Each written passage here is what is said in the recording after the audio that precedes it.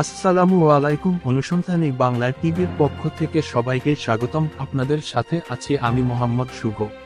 দিনাজপুর বীরগঞ্জ উপজেলার অধীনে 10 নং মোহনপুর ইউনিয়নের 3 নং ওয়ার্ডের পাথরঘাটা নদীতে শীত বগিরপাড়া গ্রামের সিদ্দিক আলীর বাড়ির পাশে অর্ধগলিত এক অজ্ঞাত মহিলার লাশ পাওয়া গেছে বলে ওই এলাকার সূত্রে জানা যায়। এখনো পর্যন্ত লাশের কোন পরিচয় পাওয়া যায়নি। বীরগঞ্জ উপজেলা নির্বাহী অফিসার এবং বীরগঞ্জ থানার স্থানীয় পুলিশ প্রশাসনের দৃষ্টি আকর্ষণ করেছেন বিষয়টি খতিয়ে দেখার জন্য বীরগঞ্জ উপজেলার স্থানীয় এলাকাবাসী।